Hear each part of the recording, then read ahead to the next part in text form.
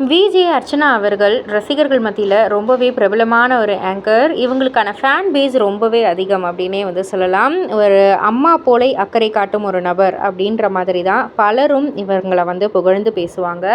So இதெல்லாம் ஒரு side இருக்க, சமீபத்தில் ஒரு இன்டர்வியூவில் ஒரு விஷயத்தை வந்து அவங்க பகிர்ந்துக்கிட்டாங்க.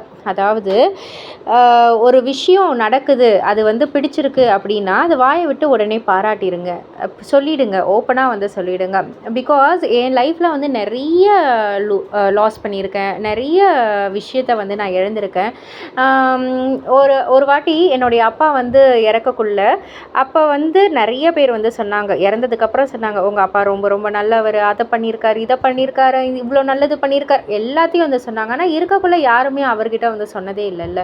ஸோ அதிலிருந்தே நான் வந்து ஒரு விஷயத்தை முடிவு பண்ணியிருக்கேன். அதாவது பண்ணிட்டும் இருக்கேன் இப்போவும்.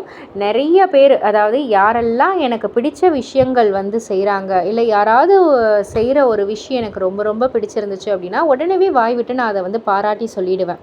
பிகாஸ் நம்ம பின்னாடி சொல்ல முடியுதோ சொல்ல முடியலையோ அதெல்லாம் கிடையாது. உடனே எனக்கு என்ன தோணுதோ அது நல்லபடியாக நடந்ததுன்னா உடனேவே நான் அந்த விஷயம் வந்து பண்ணிவிடுவேன் அப்படின்ற மாதிரி வந்து சொல்லியிருக்காங்க. இதை பற்றி நீங்கள் என்ன நினைக்கிறீங்க? உங்களுடைய கருத்து என்ன அப்படின்றத கீழே உள்ள கமெண்ட் பாக்ஸில் குறிப்பிட்டு சொல்லுங்கள். மறக்காமல் சேனலை சப்ஸ்கிரைப் பண்ணி பக்கத்தில் உள்ள பெல் ஐக்கானை கிளிக் பண்ணிவிடுங்க.